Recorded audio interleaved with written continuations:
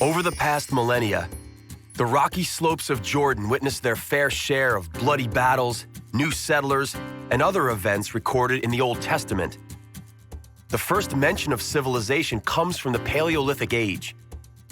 In the years following, the area was ruled by different entities over time, from the Egyptian pharaohs, to the Persian Empire, to the Judean kingdom, and to the Babylonians, to name just a few.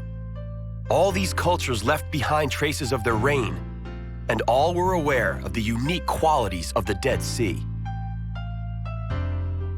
The Dead Sea, also known as the Sea of Salt, lies in the Jordan Rift Valley.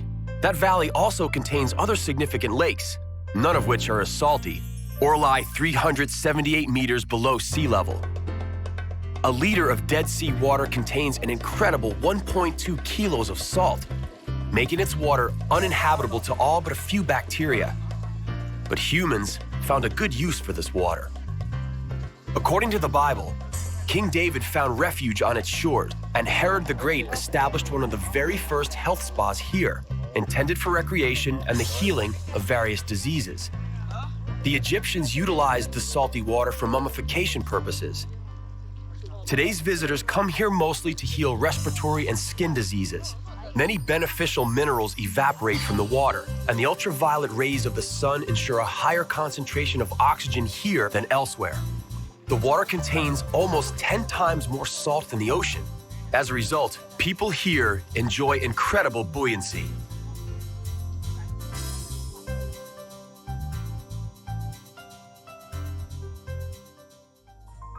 The salty crystals form a fascinating miniature landscape. The salty crust results from the condensation of minerals from the air and the diminishing water supplies. According to some rather skeptical prognoses, the Dead Sea is to vanish over the next 40 years. The Dead Sea is also being utilized for industrial production. Its southern part, looking somewhat considerably different from the moonscape seen in our shot, has been taken over by mining companies. The substance of interest is potash, potassium carbonate. It is essential in the manufacture of soap, glass, fertilizers, and cyanide. Life in the desert is subject to unwritten and unchanging laws of uncompromising nature. Nowadays, the Bedouins have cars, used mostly to fetch water alongside their camel herds. In spite of such modern conveniences, they stick to very simple and traditional lives. One of the most important attributes of a Bedouin is hospitality. They are taught from childhood to invite a traveler into your home and feed him, because one day you too may need a place to sleep and a bite to eat. Traditional cuisine and the traditional sweet, sticky tea are a must.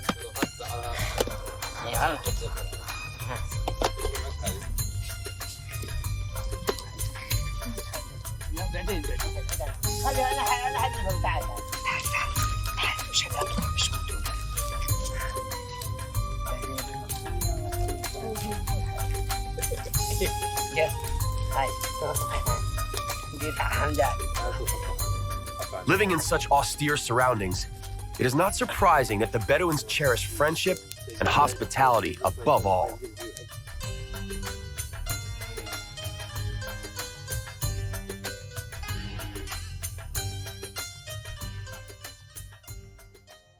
The land is saturated with history and as such attracts hundreds of visitors each year. Archaeological sites of the mysterious extinct Nabatean civilization drew awestruck anthropologists and archaeologists from around the world. The masses of tourists visiting the more than kilometer-long pass are similarly dumbfounded.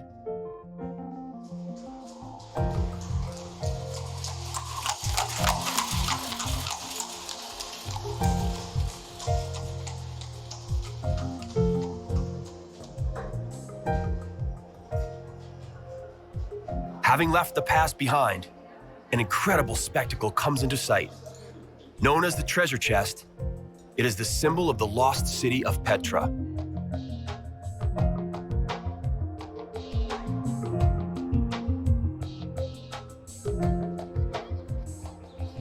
Indiana Jones was the most famous fictional visitor who traveled to Petra in search of the Holy Grail, which actually is the tomb of a Nabatean king.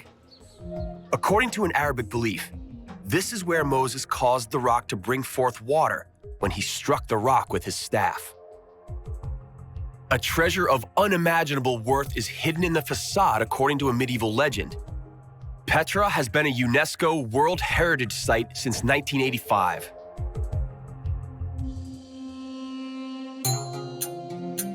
The sheer number of standing ruins could indicate that Petra was once densely populated. This wasn't the case.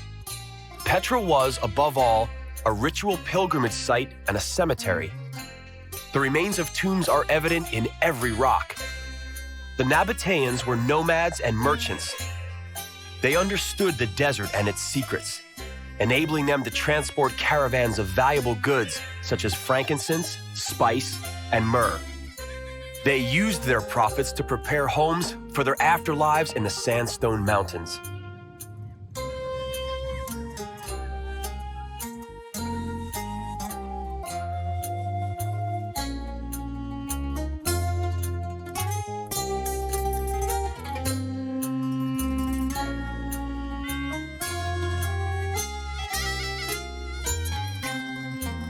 At the beginning of the 2nd century, the Nabateans clashed with the Romans.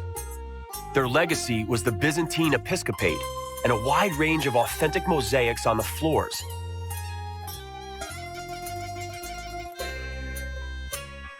Petra was slowly forgotten with the passing of time as its importance ceased to exist, together with the Nabateans.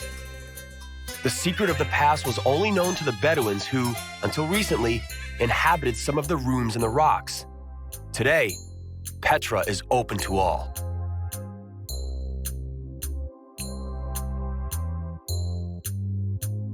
We bid farewell to the dignified Jordanian landscape. It has been through a lot and is rightfully praised as one of the most interesting tourist destinations.